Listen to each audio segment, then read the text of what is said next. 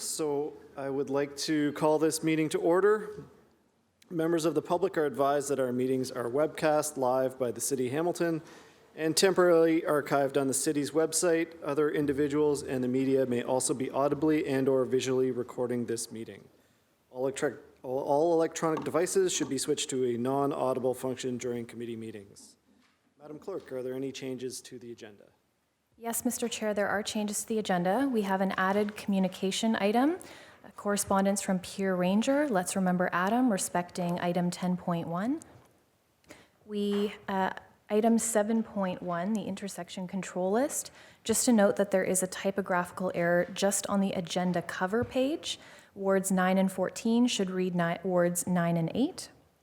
There's a revised motion, item 11.1, respecting the installation of intersection pedestrian signals at the intersection of Mohawk Road East and Moxley Drive.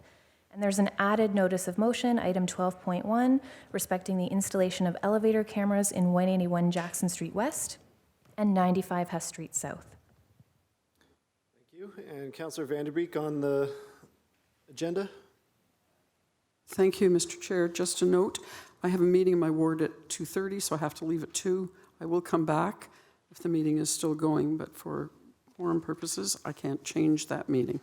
Thank you. Thank you for the notice. I need a mover and a seconder to approve the agenda. Moved by Councillor Pearson, seconded by Councillor Nan. All in favor? Electronic vote.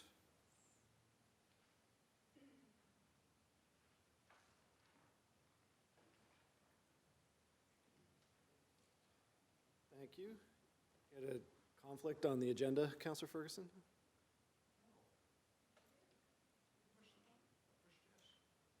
We'll redo that one.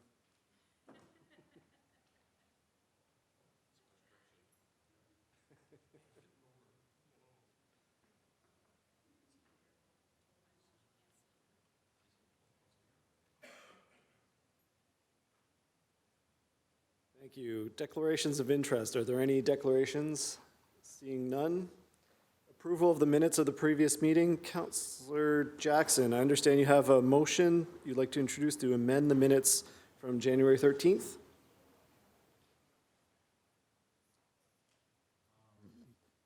Yes, Mr. Chairman, I do.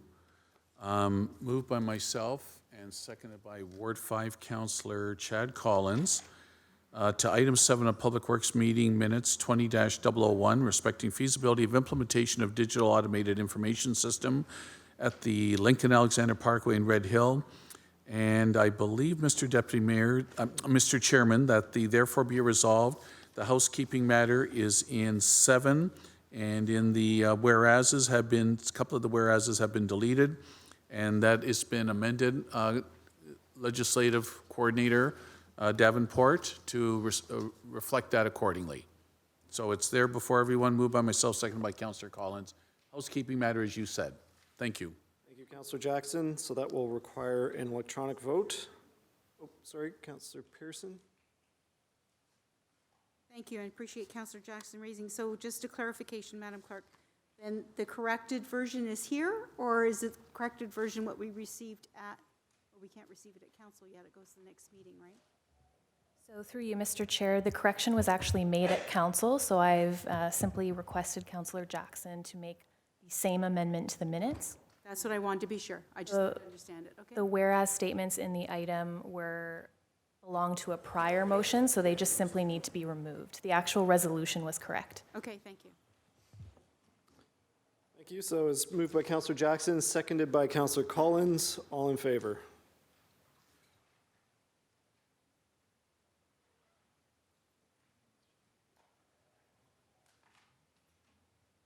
Thank you. Item 5, communications. Correspondence from Pierre Ranger on the Let's Remember Adam respecting City of Hamilton Vision Zero Action Plan.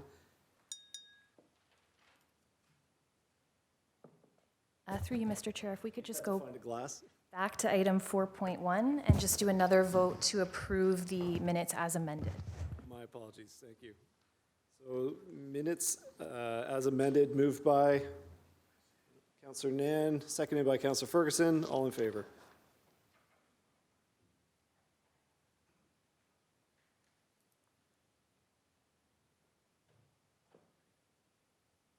you. So on the correspondence, the recommendation is to be received and referred to consideration of item 10.1. Moved by Councillor Ferguson, second by Councillor Vanderbeek. All in favor? Carried. Thank you. Item 7 on our agenda, consent items. 7.1 is the intersection control list for wards 8 and 9. We have a mover and a seconder. Moved by Councillor Marula, seconded by Councillor Jackson. All in favor, electronic vote. Thank you. Item 7.2, Tapley Town Yard in Ward 9. Any discussion on item 7.2? Seeing none, mover and seconder. Moved by Councillor Vanderbeek, seconded by Councillor Ferguson. All in favor? Carried. Carried, thank you. Item 8, public hearings and delegations. 8.1 is the proposed permanent closure and sale of a portion of road allowance abutting 1479 Baseline Road, Stony Creek. As required under the city's bylaw number 14-204, a public meeting is required. Notice of this public meeting was provided and posted on the City of Hamilton's website. The notice advised that anyone whose lands are prejudicially affected may appear before the committee this morning. The clerk has advised that no individuals have registered to speak on this matter. So at this time, I'm going to call for speakers on this. Are there any members of the public who wish to come forward and speak to the matter of the permanent closure and sale of land abutting 1479 Baseline Road, Stony Creek? Seeing none, second time, any members of the public who wish to come forward to speak on this matter? Seeing none, and for a third and final time, are there any members of the public who wish to come forward to speak on this matter? Seeing none. So on this, Councillor Pearson. Thank you, Mr. Chair, and I'm not sure, Gary, if you wanted to, I just wanted to be sure, because I know there was just one issue with one property owner to the east of the unopened road allowance, and I'm just wondering, has everything been resolved as far as the abutting property owners? For you, Mr. Chairman, or whoever. Through the chair, Councillor, we did reach out to the Okay, Gordon. abutting owner in Grimsby. We didn't get any communication back on that. That's right at the border, is it not? Yes, okay, so, but there'll be no issues of us being able to move forward with this, with the direction that's being asked. That's correct. Okay, thank you. Thank you. So I need a mover and seconder to close the public meeting, first of all. So moved by Councillor Pearson, seconded by Councillor Ferguson. All in favor, show of hands. Carried. The public meeting is now closed. So on the report, sorry, we could have done that. Councillor Pearson. Mr. Chairman, I'd be pleased to move the recommendation, and I also want to recognize Scott Peck is here from the Conservation Authority, and thank you for coming down on this, Scott. Thank you. Thank you. So moved on the report, moved by Councillor Pearson, seconder, Councillor Ferguson. All in favor, electronic vote.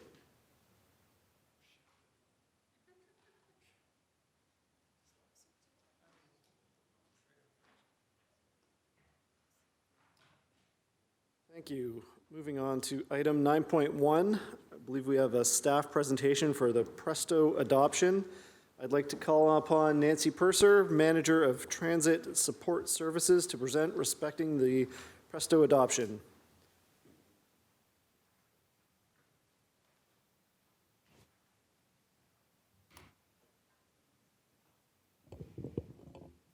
Good afternoon, Chair, members of committee. Thank you for allowing me to speak this afternoon. My presentation today will take you through the journey of the Presto program and how this journey is leading to the recommendation in the report before you today. Presto is a provincially led GTHA transit smart card system that's available in 10 agencies plus Ottawa.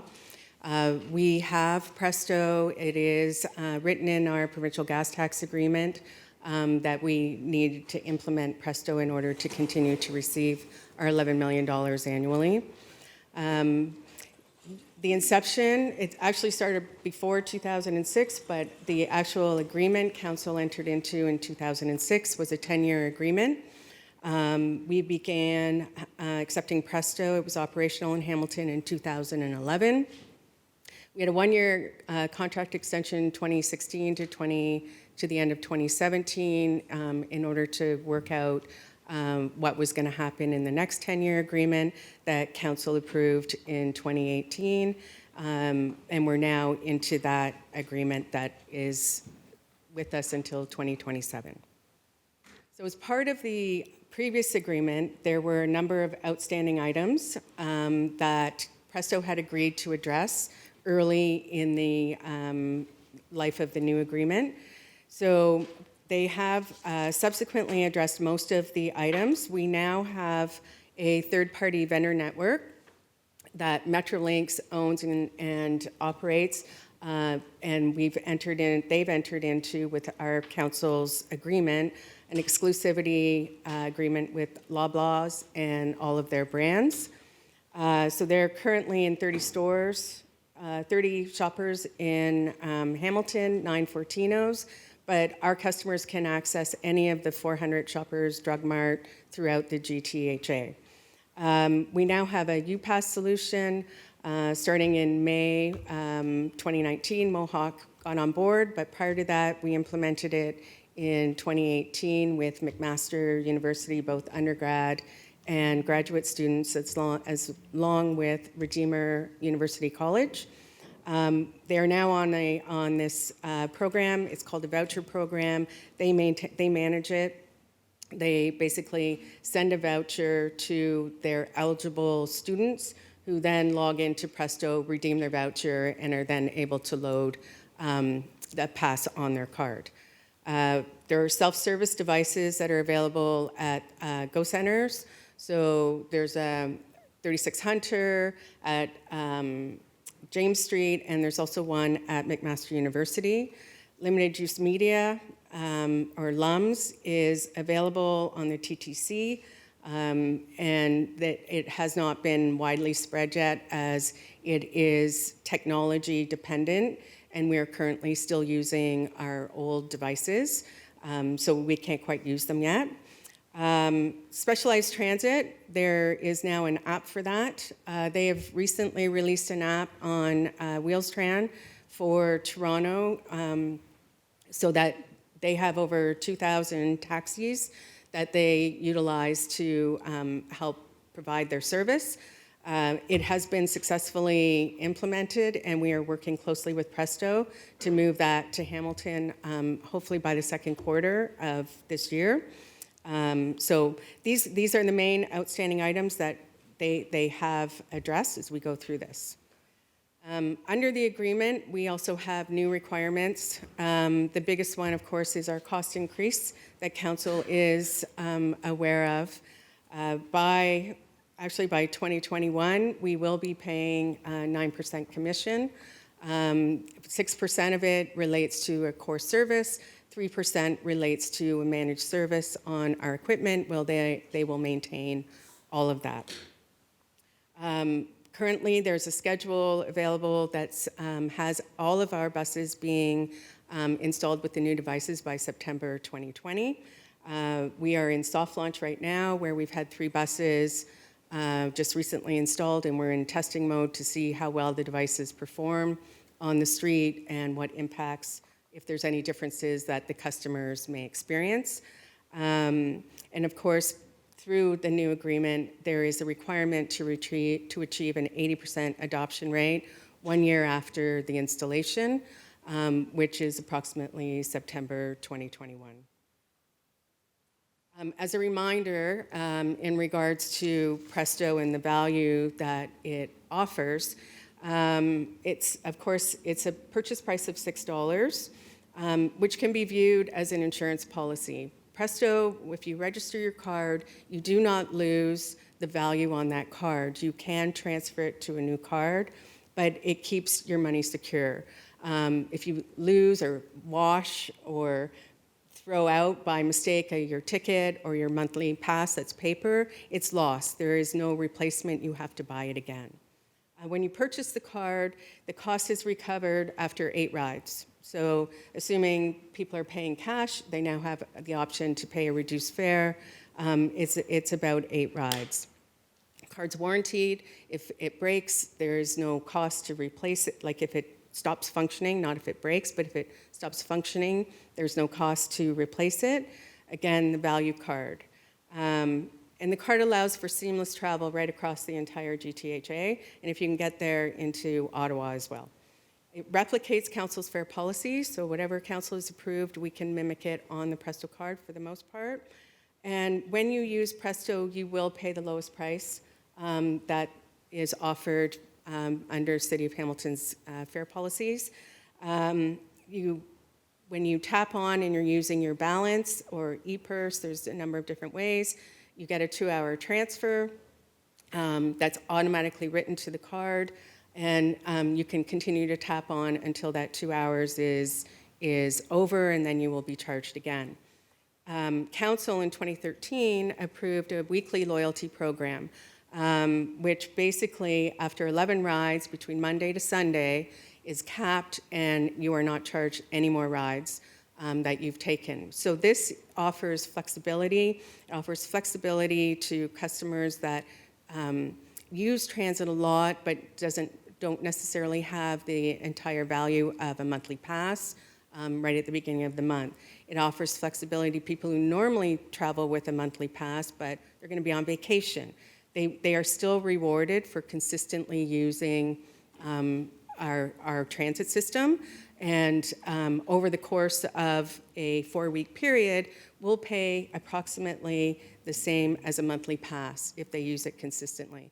That's the most they will pay. They will always pay less. Of course, Presto Transfer is valid on Burlington Transit, which is a lot of where our customers transfer, as well as GO. We have a co-fare agreement between the HSR and GO Transit, where GO offers a $1.85 subsidy either way. So when a customer travels HSR to GO, they will receive $1.85 on their GO fare. And when they come back from GO onto HSR, the customer, when they tap on, will be charged 65 cents. So that $1.85 is automatically reduced. Customer channels currently available are, of course, the web access, which you can do an ad hoc load, or there's auto load, which sets up, and as soon as your card goes below a particular balance, it will automatically load that value, so you are never without funds as you travel on transit. Or there's auto renew, so if you are a monthly pass user, you can set it up so before the next month begins, your pass is loaded, and you always have the means by which to travel. We also have load locations for in-person or customer service location at 36 Hunter. We have City Hall, Stony Creek, Dundas and Ancaster Municipal Center, and as I mentioned, Shoppers Drug Marts and Fortino's. The other, Presto came up with another app. It works for Android right now, for Android phones only. If you turn on your near field communications, it will and go on the app to load value, hold your card, it will automatically load that value on the card, whatever you just bought, or a monthly pass that you just bought will automatically be loaded. It does only work for Android right now. You can load the app on an iPhone, but it operates still very similar to how the website works. Our current adoption, so how people in Hamilton are actually using Presto right now. As of September, we're at 53%, but as of the end of December, we were up to 55%. The groups that use Presto on a continual basis is all of our seniors. So if a senior declares that they want a senior concession, they are using Presto in order to achieve that as a single ride, as a monthly pass, or an annual pass. All of those things, and Golden Age. All of those things only work with Presto. you cannot board the HSR in any other fashion except with Presto. All qualified applicants of the Affordable Transit Pass also use Presto.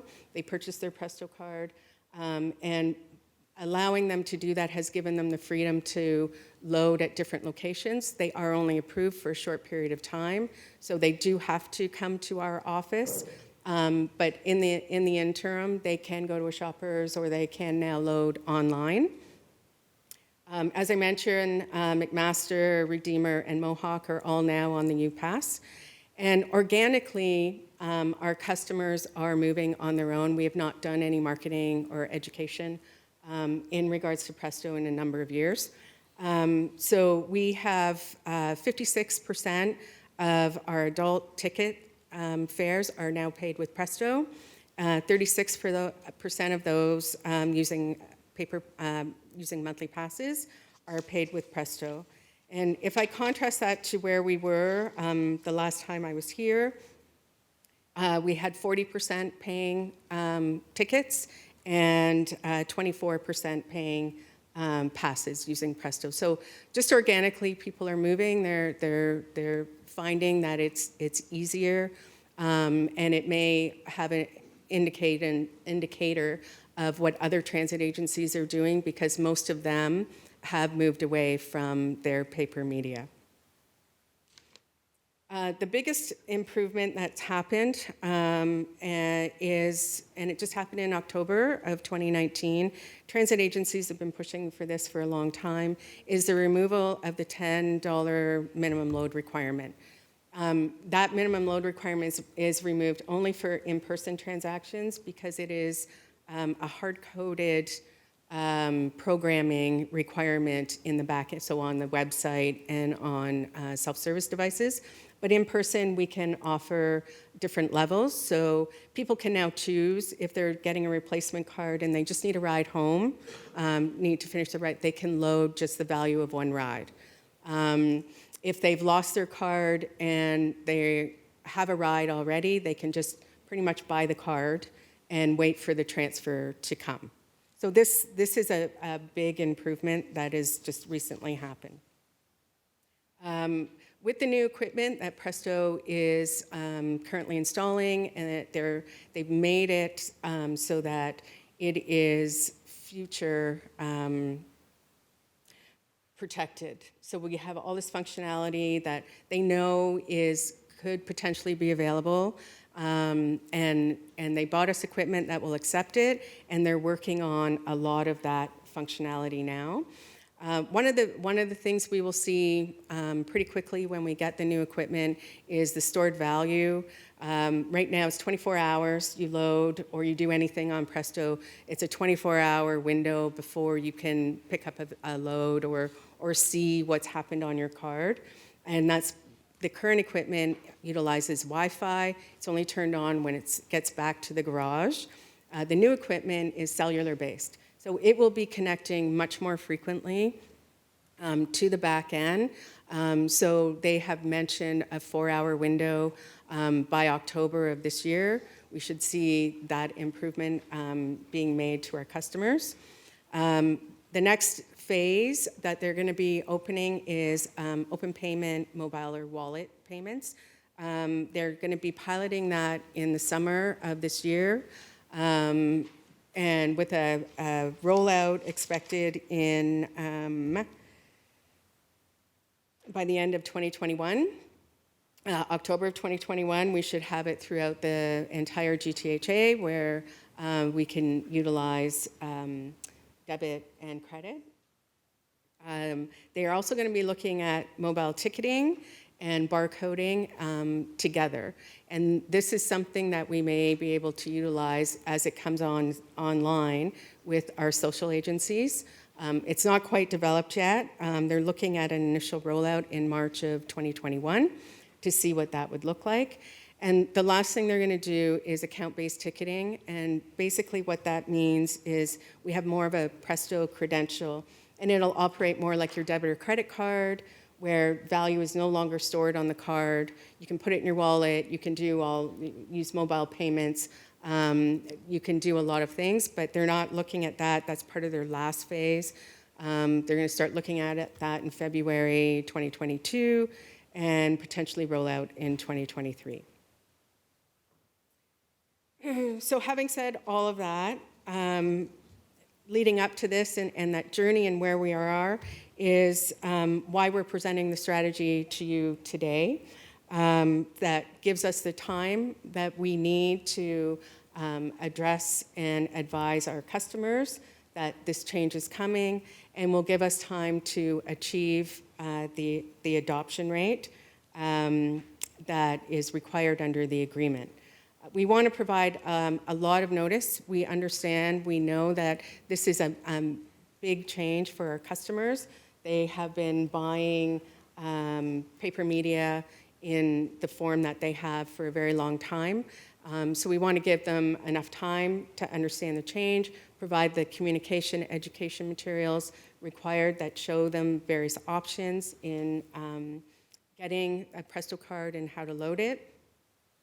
And working with the customers to make the transition as smooth as possible. So the first stage and the first people who are going to be impacted and will know is our vendor network. We have about 100 vendors throughout Hamilton that currently sell tickets and passes on our behalf. So should this be approved, we're going to be providing 10 months notice so that they are aware that this change is coming and they can prepare.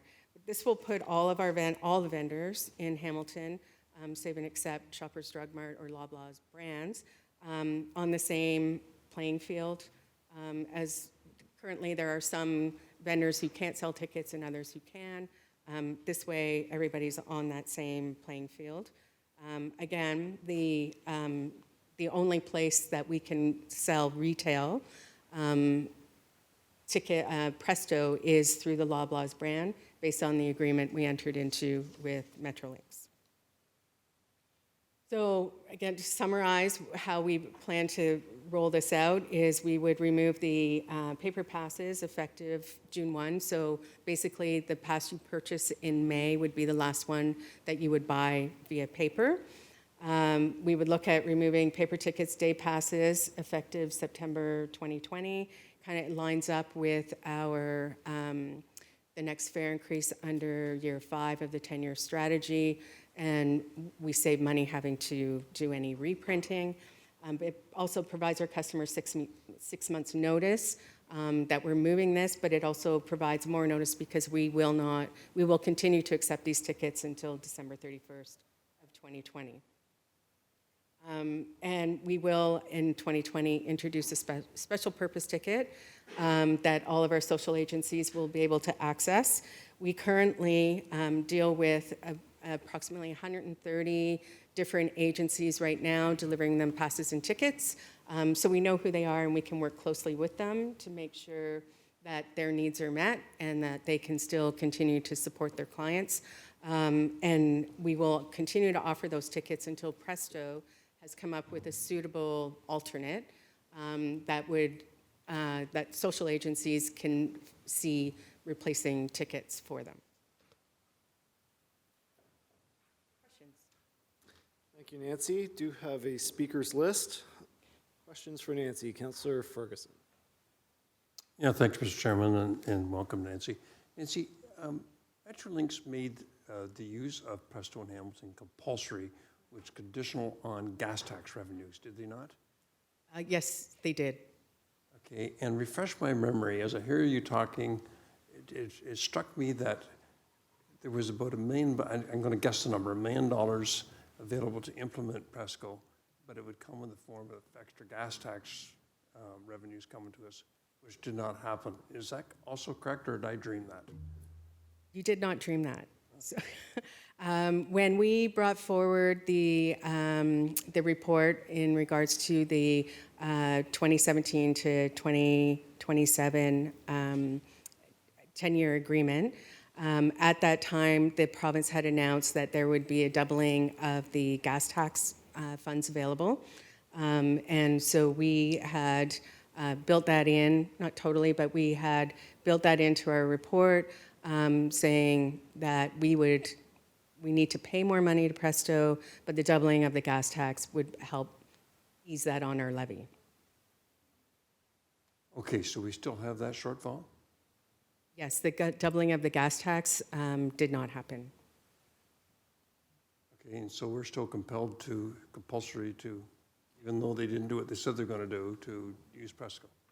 Through the chair, that is correct. Okay. We all get emails, and you sometimes question the content of those emails. But I got an email today, and I think most members of the committee got it from what I quickly scanned at, was that Presto's not working in Toronto. Is that factual? So through the chair, I don't deal with Toronto and a lot. I know I've heard in the news, the same as everyone, that there are issues in Toronto. Right now, Toronto is using different equipment than we use. They are also using a different software version than we use, and that will still apply as we get new equipment. Okay, so it's working in Hamilton, but not necessarily in Toronto, is the answer. Through the chair, that is correct. Well, do we trust them then? They don't give us the grants that they say they're going to. The equipment doesn't work, but they're forcing it on us. It sounds like a great idea. Don't get me wrong, to have one card that takes you anywhere you want in the GTHA. And now I think I heard you say Ottawa too. You can go right up to Ottawa on a Presco card. But if we're going to force this on our community and take away the paper tickets, which sounds like we're going to have to do, how do we trust they're going to continue to do what they say they're going to do, or they're going to start doing what they say they're going to do? Through the chair, in regards to the equipment, we are getting new equipment. We are currently in soft launch and running it through a number of paces to make sure that it does work in our environment, in the Hamilton environment, and that it continues to function. So it's on our buses right now. It's February. We are not getting the rest of our fleet changed until July. So we have a long time to put that out there to make sure that it works, and have Presto continually make revisions for any shortcomings that we're finding. Okay, and so the staff recommendation is that we do this, even though they are having some issues with it. Through the chair, currently they're not having issues with with Hamilton. Correct. But they're having issues in Toronto, which pundits are going to be sure to let us know. Through the chair, that's correct. I'm just not 100% sure what those issues are. Okay, and my last question is, I'm not a techie person at all, but and most of my constituents, a lot of them are, but most aren't. What is an Android? How do I know if I have Android on my phone? Through the chair, Android is anything that is not an iPhone. Oh, so it's an iPhone. Why don't they just say that? Sorry, through the chair, that's not an iPhone. So Samsung, a Google, a BlackBerry. All the city-issued iPhones won't work. Through the chair, that's correct. Okay, that's all my questions for now. Thanks. Councillor Collins. Thanks, Mr. Chairman. And Nancy, you always have great presentation when you present to us, so another good one today. You know, in a perfect world, technology brings the cost of services down, and that historically hasn't been the case with Presto. So I was listening to Lloyd's questions and his comments, and I think the lure of Presto originally was that single-use card, and it gets rid of, it's a seamless transaction between municipalities. It's not just conventional, it's interregional. And we bought into that process in the early days back in 2006, or even prior to that in terms of the discussions. And certainly things really haven't worked out, I think, as we had anticipated. And I think the biggest issue for us has been the sticker shock with how much we've had to pay for the system. And, early days, it was, I think, heavily subsidized by the province. As was mentioned, there's no shortage of articles in the Toronto papers about cost overruns with Presto, and those cost overruns are now being borne by the users. And so I'm just wondering, do you have a ballpark at this point in terms of what we've invested locally in Presto from the time of inception to today? Through the chair, the initial purchase for the equipment was, I believe, I wasn't here, but I believe it was $4 million. 33%, 33.3% of that was paid by the province. We have also paid commissions at a rate of 2% up until 2017. And we didn't have a high adoption rate, so it wasn't a substantial amount. Since then, commissions have gone up. It went to 3, 4, 5. We're now at 6%. I don't have the exact figure in total for that. It's safe to say we're in the millions. We're probably, with the annual fees, we're probably close to 10 at this point in time, maybe just under 10 million in terms of total cost. Through the chair, from inception, I'm not sure it would be quite 10 million, but it is getting up there. And I think you used a great term in your presentation. You talked about organic take-up of the system, and I think, you know, from a generational perspective, you know, those who've been raised with a cell phone in their hand from the time they were a little kid until today are gravitating to some of the improvements that you referenced earlier, and then the traditional fare media that we've used historically over the last number of decades have been used by an older crowd. And I thought when we started this process that there'd be an easy transition, and now we're at that point where we're being forced to do that. And I think the term I used last time you were in front of us was form of political blackmail. If you don't get everybody onto the card, you're going to pay. So that situation hasn't changed, and I'm still a little disturbed in terms of the tactics that are being used to get us onto it. But that being the case, part of this whole gravitation to Presto and getting everybody on it in the GTHA has been associated with harmonized fares. And so I've been waiting for you to make your presentation today to ask about harmonized fares. And as everyone in this room is aware, we have probably the lowest fare structure in the GTHA, well below some of our other neighboring municipalities closer to Toronto. So my concern through this whole process is that everyone is now forced to be on Presto. They've done that through access to gas tax revenues, and you know, our arms kind of being twisted behind us to adopt it universally. And the thought, and certainly the discussions, and they've been open public discussions, have been a 3-tiered cost structure. Highest fares for LRT and subway. Second was, the bottom was conventional, and then the interregional was the highest with GO, then subways and LRT, and then conventional. So there's the 3 fares. Any more discussion around where we're at with that and how Hamilton plays a part in that discussion or not? Through the chair, fare integration and service integration discussions are continuing amongst the GTHA. The focus right now is, in regards to fares, is when Presto was created, we set up universal concessions, so a child, a student, an adult, a senior. So everybody has those concessions. And so the focus right now is making sure that everybody's applying those concessions or have the same fare rules on how to access those concessions the same. That is really where the fare integration true focus is right now. There is some all of that you spoke of, the different levels, that work has all been done, but it's kind of been put aside to make sure we get, at least at a policy level, we're allowing everybody to get a child concession in the same way and a student. And then it's also focusing on service integration, cross borders, and who's traveling into whose area. So it's not moving ahead with any speed. It's kind of, it's there, but it's not going to happen for a number of years, I don't believe. Okay, that's good to know.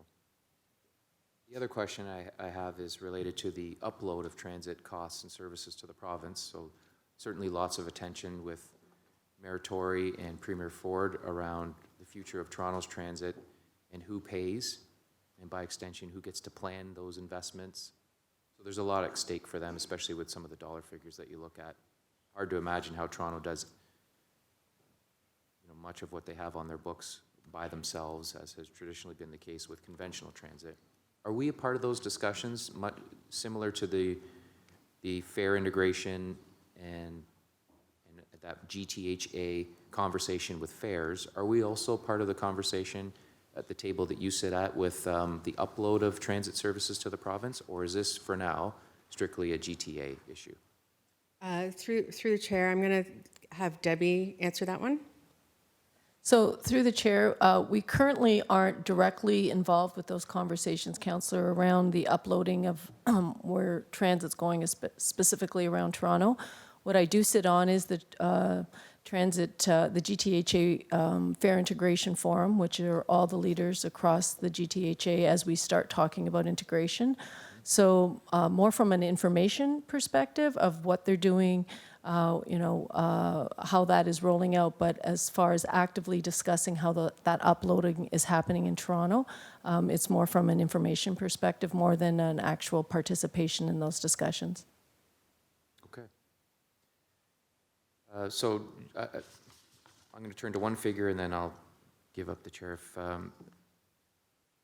the savings that come are referenced in the report, page 205, in terms of getting rid of the payment to the vendors as well as the printing of the tickets. All of those savings are wiped out, I think, if I recall, and I don't have the budget book in front of me. What are we paying extra this year in terms of our Presto costs as it relates to payments to Metrolinx? Through the chair, I'm not sure they'd be wiped out. So the increase this year is just over 800,000 in Presto payments expected for 2020.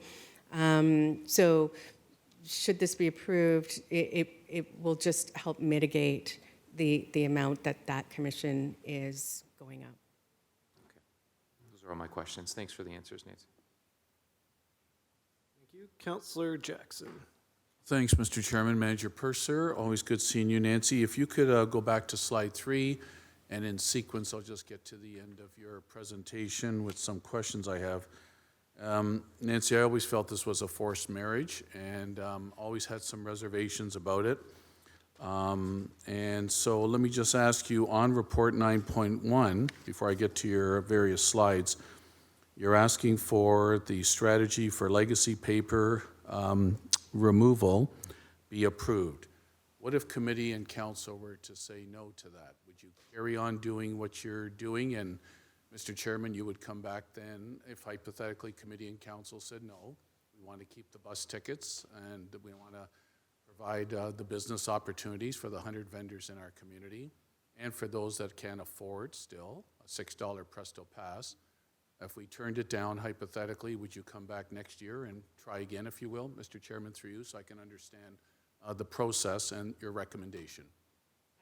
Through the chair, for your consideration, should you not agree to move forward, we would continue to, yes, and operate the way we do today, continue to incur the costs for printing paper media, paying commissions to vendors, but we may also be required to also pay Presto for those same sales because we need to reach that 80% adoption.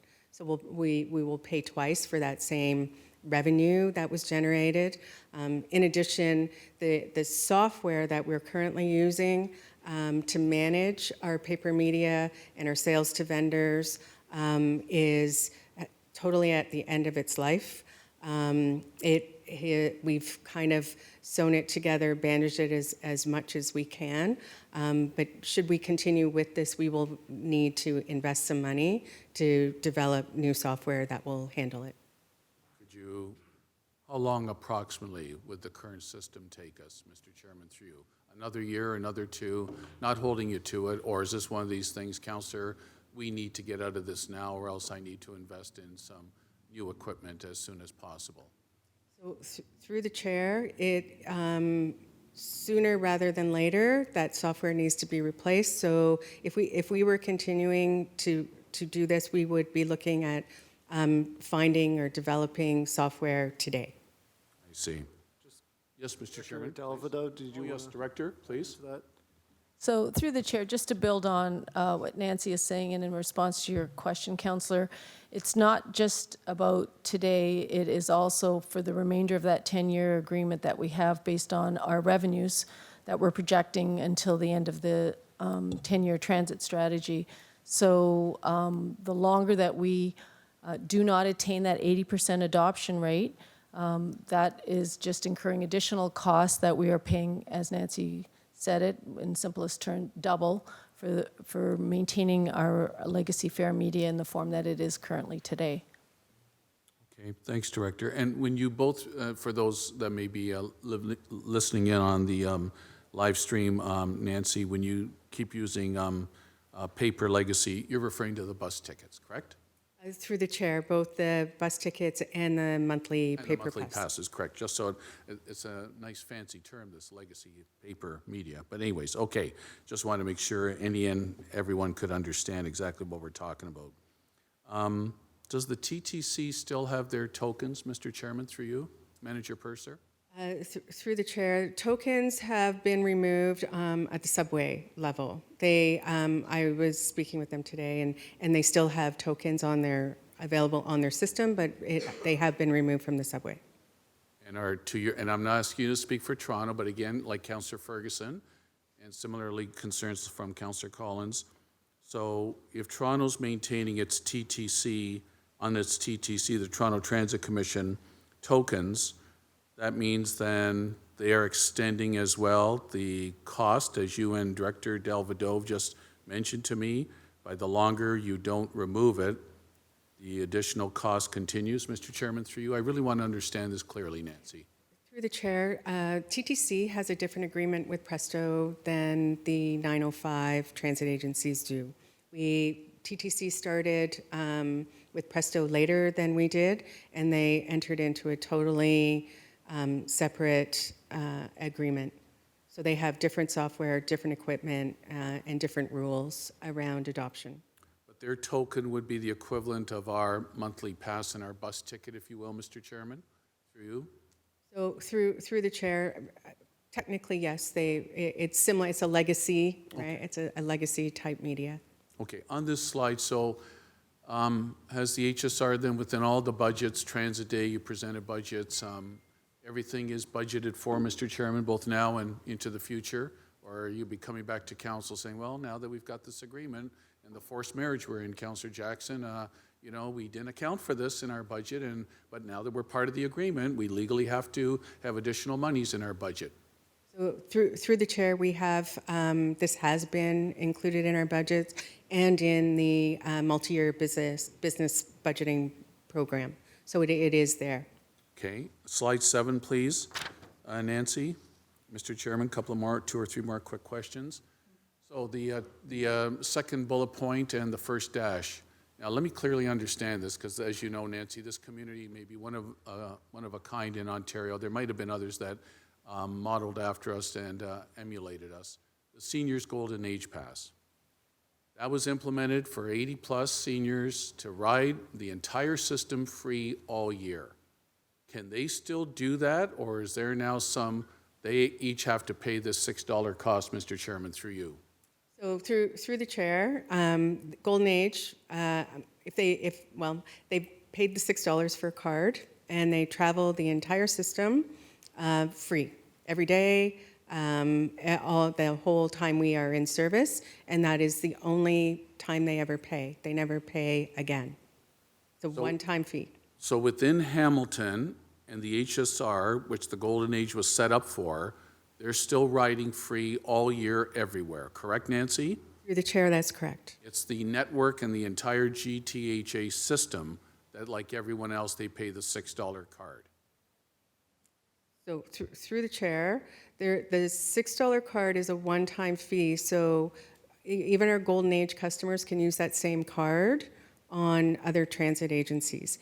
They do not ride for free, they pay the other transit agencies' fares, but they can use the same card. Okay, let me, I don't mean to be pedantic or difficult here, Nancy, just be crystal clear. Senior who wants to who's 82, simply wants to use our system, doesn't have to travel the GTHA area. They're still riding Hamilton's system for free, correct, Mr. Chairman, through you to Nancy? Or are they paying the $6 card? Through the chair, they buy one $6 card, and then they travel the entire system for free. They never pay anything again. Well, that's really unfortunate, because that's not the way the Golden Age Pass was set up. It was set up that our seniors, 80-plus, twilight years of their lives, could ride the entire system for free everywhere. Manager Purser, and I'm not shooting the messenger, I'm just expressing my commentary, and that's very unfortunate. Now, a senior that didn't have to, on limited disposable income, Mr. Chairman, didn't have to put $1 out of their pocket, and now have to put $6 out, albeit one time, but still have to put $6 out, whereas before they didn't have to. Lastly, on slide 12, please, Nancy. So again, Nancy, you're doing a phasing here. You're trying to give everybody enough time. So again, the downside of, if I vote against recommendation, Mr. Chairman, 9-1, which is phasing out by the end of this year, more or less, the bus tickets and monthly passes, the downside is that there may be additional cost internally to us. Mr. Chairman, through you to Manager Purser. Through the chair, that is correct. There's components of this, Mr. Chairman, that I still am not happy about, especially on the Golden Age side. And I was never thrilled about this, but one of those where I held my nose and went along with it if it provided access across a greater and larger area. But thanks for your indulgence, Mr. Chairman. Next on our list, we have Councillor Pearson. Thank you, Mr. Chairman, and I agree, I have to concur with Councillor Collins, Nancy. Excellent presentation, as always. So a lot of the questions I had have been answered, and I just Googled, and I think the TTC issue, whether it's still going or not, had to be them passengers being able to put the money on through debit or credit at their locations. So, but I did want to ask, because I'm a little bit confused in saying where it says their financial savings, you're saying the 113,000 is the paper media, so that's tickets. But did I not understand in your presentation, are transfers going to be eliminated also? Because it's now all on the Presto and you get 2 hours on that? So through the chair, the costs that we put in here are the production costs for paper tickets and paper passes. There will be still some expenses incurred for transfers for people who continue to pay cash. They will need to have a paper transfer. But if you're on Presto, the transfer is actually written right to the card, so no paper needs to be issued. Thank you, appreciate that. And I'm just saying, you mentioned also, you said that they, and I'm assuming they being Metrolinx, and why is it that Toronto has different equipment than we do? Did everybody get to go out and get what they want, or why is it not all the same equipment? Through the chair, technology changes at a very rapid pace. So every time Presto has gone out to look at the market to see what kind of equipment is available, they look for the most recent that offers the most functionality that is available at the time. TTC's equipment was purchased in 2012. So it's older than ours. Okay. And what was I going to ask? So at the end then, in the executive summary, it says here, you know, that operating agreement says we have to pay 9% commission. So what is the base cost of what it's going to cost us to move forward on this? Like if we meet the requirement, what's our cost? So through the chair, once we're at 80% at their 9% commission, which if I look at 2021 and our revenues through there, it's about $3.6 million. That we pay to Metrolinx. Through the chair, that's correct. And that's just to service the Presto card. That's it. Through the chair, correct. Thank you for that. Last question I want to ask is, so now we have a card out there. How do we know what is actually an asset or what value we have in all those cards that could be out anywhere? Because nobody really would know then. It's not like I have my Interac card and I know what's in my bank account. But how does HSR know? What do we have? Before you had tickets, so you knew how many people bought a ticket for HSR in Hamilton. But now you have people that have a Presto card that can use it all over the place, so we really have no idea of what's out there. So through the chair, the funds would be actually held by Metrolinx because, like as you mentioned, we don't know where they will actually, what system they will actually spend those funds on. Thank you, Mr. Chairman. This, I think, is going to be one that, I don't know whether we want to bucket and cost taxpayers more, or we hold our nose and have to do it. So, there are benefits to the Presto card, no doubt about it. Being able to go from Pretty Well Ottawa to here now with one card system is certainly a benefit to our ridership, but it is a tremendous cost to our taxpayers. Thank you. Councillor Nan. Thank you. I'm just getting over the sticker shock of $3-point-something million.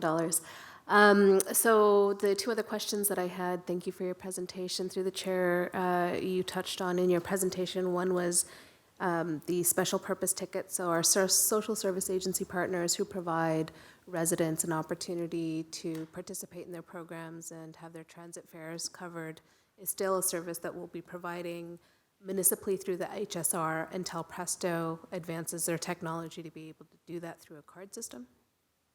Through the chair, yes, we will still provide the same as we do today. And then finally, just confirmation to our riders out there that cash fares are still accepted even though the Presto card is now becoming the standard. Through the chair, yes, we will continue to accept cash. Thank you. Thank you. Councillor Farr. Thanks, Mr. Chairman. Thank you, Nancy. Good presentation. I have a complaint about your presentation, though. You're not going to get accolades from this corner. It's just minor, though, and it may not even be your fault, but I am trying to be as paperless as possible these last few years. And that key slide 3 that Councillor Jackson was after earlier isn't on the online version, so it's missing from the presentation file on today's agenda online. So for anybody watching, you have it. We don't, from Hamilton.ca. See, I told you it was such a mild complaint.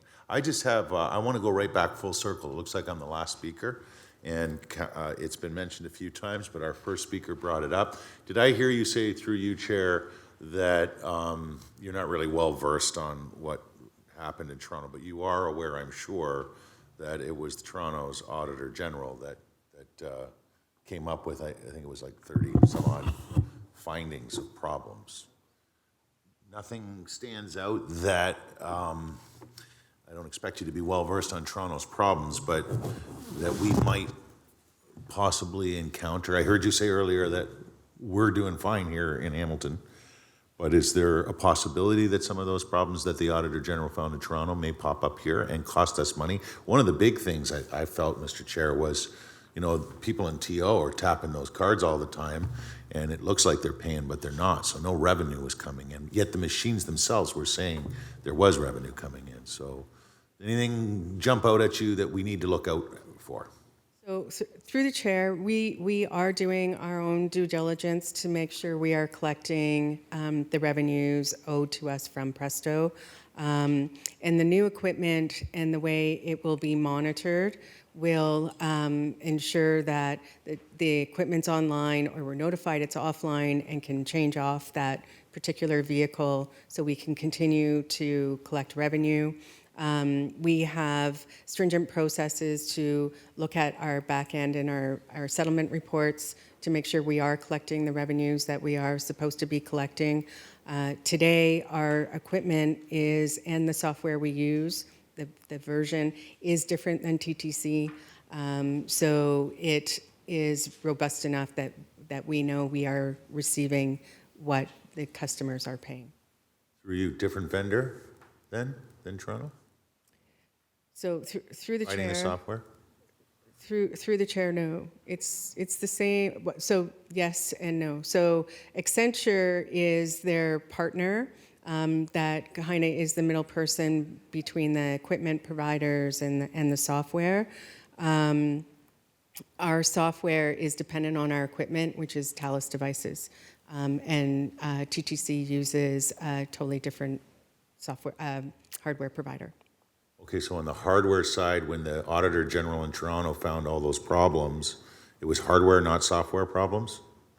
Where machines are literally not working, but there's no avenue for the machine to let Presto know that they're not working. They're like dummy machines. People are tapping, getting on, but no profit coming through, yet the machine is showing there is.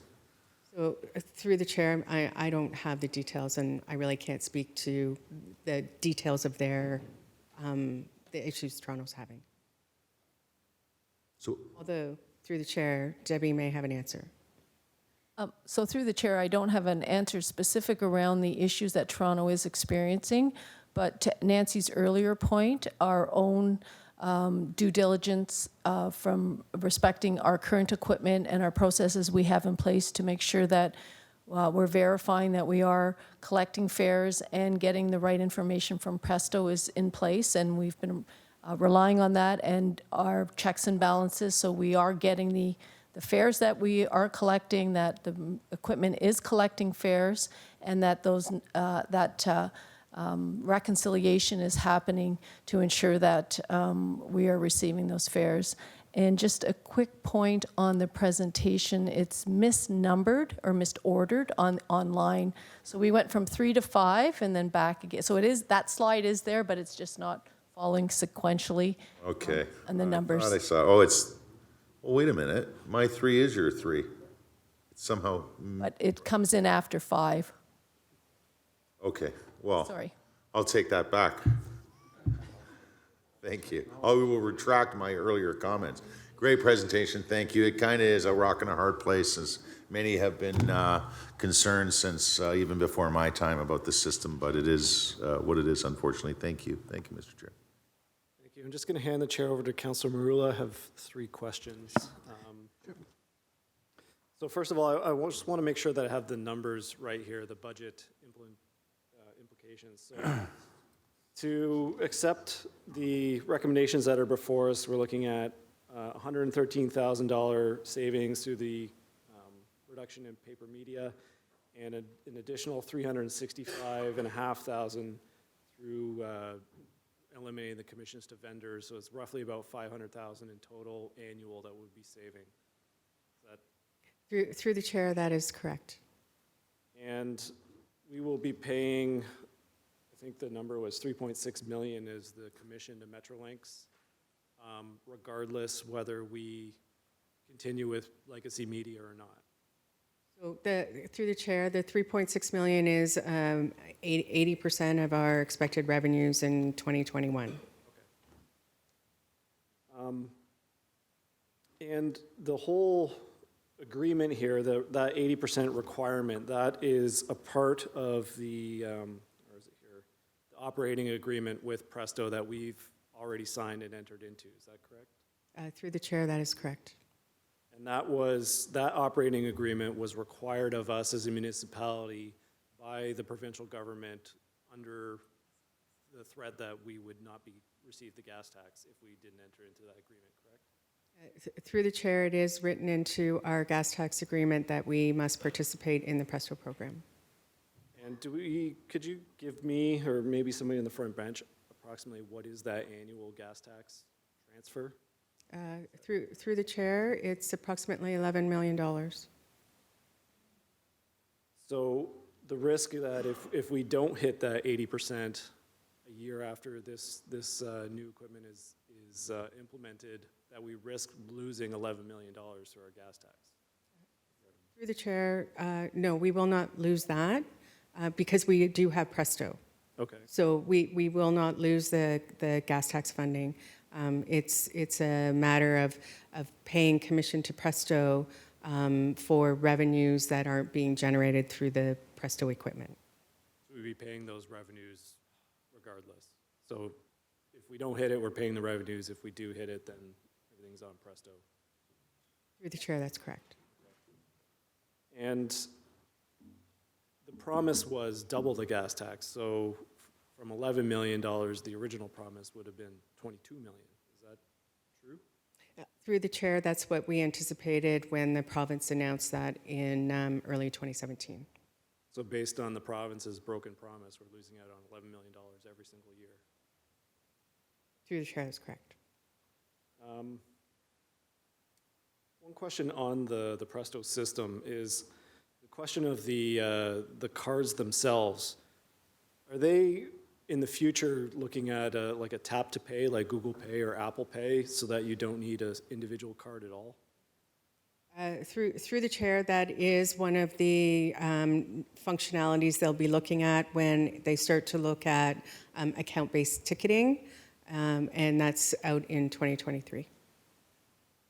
And final question is, so people are going to be putting funds into their Presto account, which they then use for rides, and those don't expire, correct? Through the chair, if it's just actual fund balances, there is absolutely no expiry. So is there any concern on the municipal side of having a legacy liability where people might build up years and years worth of funds on their cards, never use them, and then all of a sudden cash that in or transfer that to somebody else? I think something similar happened with some of the rewards cards where they had this legacy liability that built up. Is there any concern around that? So through the chair, the balances on the cards are held by Presto, so they manage any of that liability is held by them. We would still be responsible for providing the service, regardless of when they actually use it. So through the chair, yes. So we will receive the funds when they tap for the service that we just provided. Thank you. Those are all my questions. I'll take the chair back. Councillor Marula on this item? Okay. So may I have a mover and a seconder to receive the presentation? Moved by Councillor Ferguson, seconded by Councillor Collins. All in favor? Carried. And may I have a mover and a seconder to approve the recommendations in the report? Moved by Councillor Ferguson, seconded by, anybody? Councillor Pauls. And this is electronic vote. All in favor?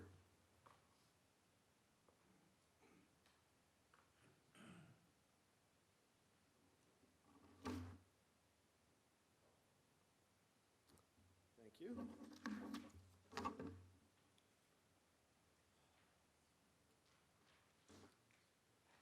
Okay, item 10.1, we have the City of Hamilton Vision Zero Action Plan update, and just a reminder to committee that this report was before us previously, and the recommendations were deferred to today.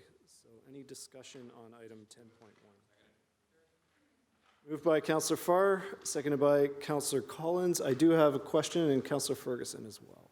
Councillor Ferguson.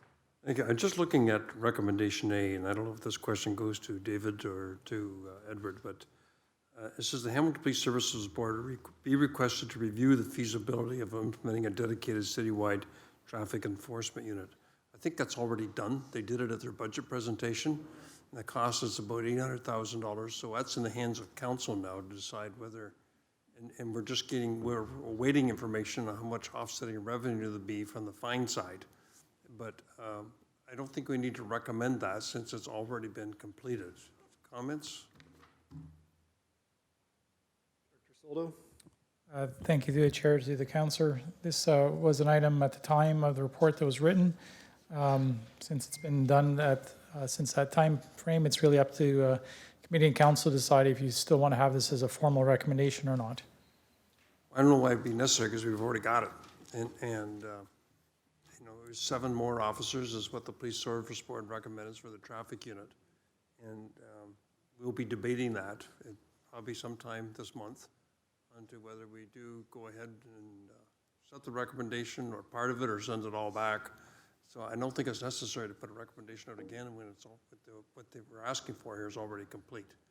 And so I'll see what my council colleagues say, or if staff have further opinion on that. Thank you. I'm going to hand the chair over to Councillor Marula. I think at council, we discussed A as well, and the reason for including it. And I think part of the rationale is so that we have an official record that this committee put that forward as a recommendation and that the police services followed through on it. So I'm happy with that as is. On item B, I have a question for Director Soldo. So my understanding is your department will facilitate this. Will there be a report back to committee on any progress, or how do we see this moving forward? I just don't want it to get lost. Thank you through the chair to the council. That's correct. The recommendation really is to have the Hamilton Police Services Board as well as the 2 school boards to look at the feasibility of implementing these. We are working with the police services to gain a better understanding of other municipalities and what they're doing. There is a Ontario Traffic Seminar actually coming up on this, and we'll be participating in that. Our role really here is to help facilitate that discussion, and we can report back to council at a later date on the results of that discussion. Thank you. And one further speaker, Councillor Pauls.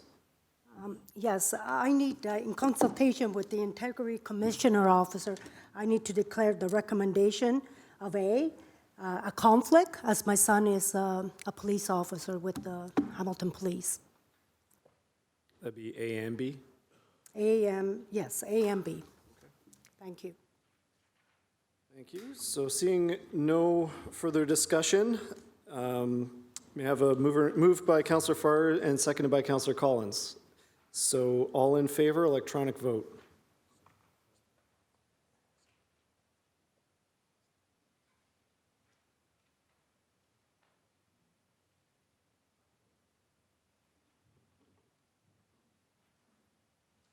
Thank you, everyone. Moving on to motions, item 11.1 is the installation of intersection pedestrian signal at Mohawk Road East and Moxley Drive in Ward 6. Councillor Jackson, if you could introduce your motion. Thanks, Mr. Chairman, and moved by myself, seconded by Ward 12 Councillor Lloyd Ferguson. Installation of the intersection signal you described, Mohawk Road and Moxley. Whereas residents in the area of Mohawk Road and Moxley Drive are concerned about pedestrian safety when crossing at this very busy intersection. Whereas community leaders, and I'm going to mention them after I get my motion on the table, are requesting the installation of a traffic control device at this intersection to assist pedestrians in safely crossing the roadway. Therefore be it resolved, and this was a couple of parts that I tweaked when I put the notice 3 weeks ago, Mr. Chairman, as you recall. I want to have further discussions with staff. Therefore be it resolved, A, Public Works staff be authorized, directed to install and activate the IPS at the intersection of Mohawk and Moxley in Hamilton in 2020. B, the funding for the installation be up to an upset limit of $200,000 from the road maintenance budget, the maintenance program budget that each of our wards have, but from my Ward 6 road maintenance program. C, that the mayor and city clerk be authorized, directed to execute any required agreements and ancillary documents with such terms and conditions in a form satisfactory to the city solicitor, Mr. Chairman. And I want to thank community activists that live both in the Liscar and Huntington neighborhoods, which border and cross over this very busy intersection just east of Upper Ottawa. I want to thank Carol Agnew, Nigel Warren, Mike Speziali, and Kathy Archer on behalf of their neighborhoods. The last 2 or 3 years, they've been pushing very hard, advocating strongly for a mid-block intersection light, and in consultation and conjunction with city staff, Director Soldo and Superintendent Dave Ferguson, I'm pleased to put this here before us for your consideration. Seconded by Councillor Ferguson. Thank you. Thank you, Councillor. Seeing no further speakers, this was moved by yourself and sorry, I didn't catch the seconder. Seconded by Councillor Ferguson. Thank you. All in favor, electronic vote.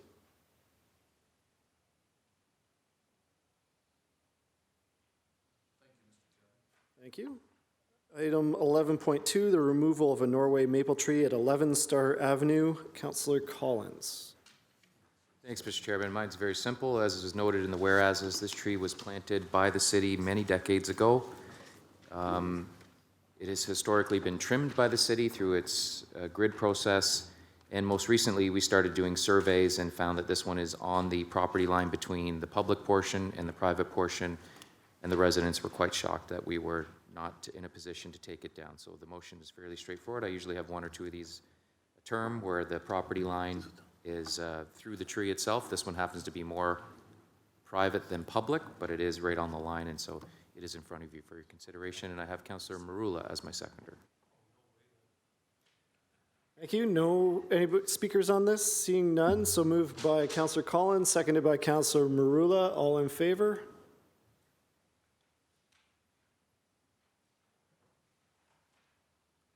Thank you. And I'm going to hand the chair over to Councillor Marula. What was yours?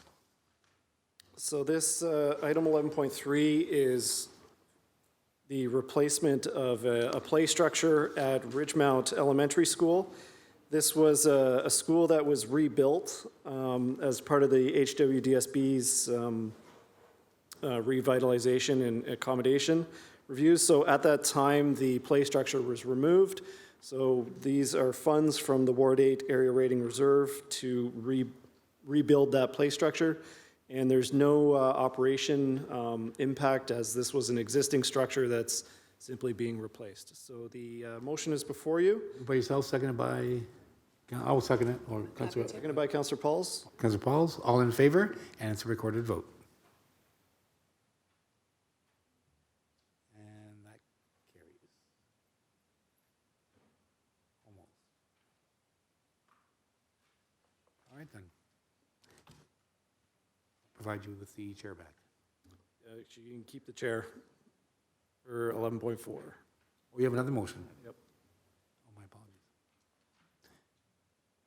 And you have another motion? Yes, so item 11.4 is sidewalk repairs and rolled curb replacements in Ward 8. So this is $68,000 funded through the Ward 8 Area Rating Reserve to replace and repair mountable curbs throughout the ward. And that's seconded by Councilor Pauls. All in favor, and that's a recorded vote.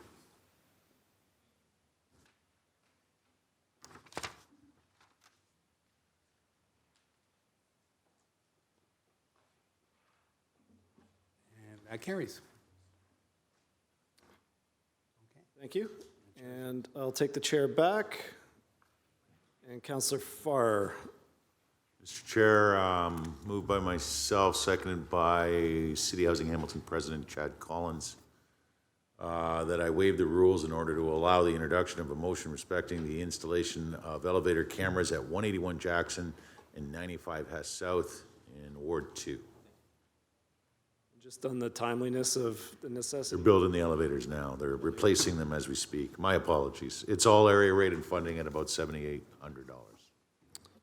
Okay, so on the motion to waive the rules, moved by Councillor Farr, seconded by Councillor Collins. This is a 2/3 vote. All in favor?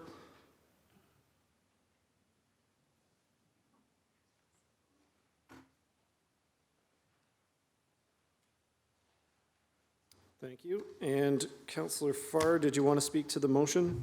I think I got it there. It's a long-desired safety and security initiative, and I've heard the message loud and clear from the residents of both 181 Jackson and 95 Hess, and I appreciate the opportunity to wisely invest $7,800 and change towards this elevator security program at those two buildings, with your support. Thank you.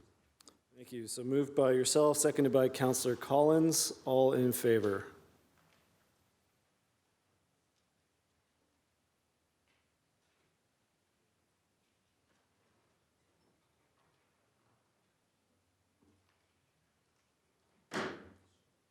Thank you. Notices of motion. Are there any notices of motion? Councillor Farr, you're still on the speakers list there. Okay, seeing none.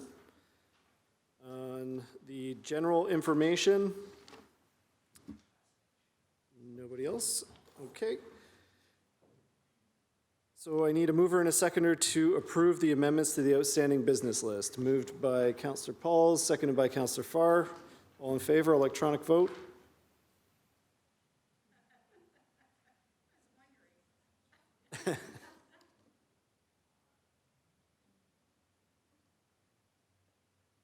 We're almost done. Private and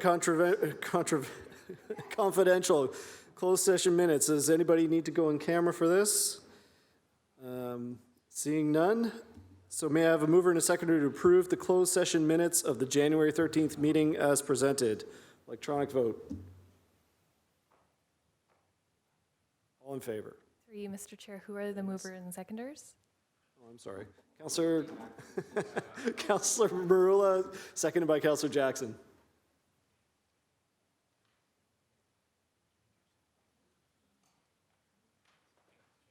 Thank you. And move to adjourn. Councillor Marula, seconded by Councillor Jackson. All in favor? Carry.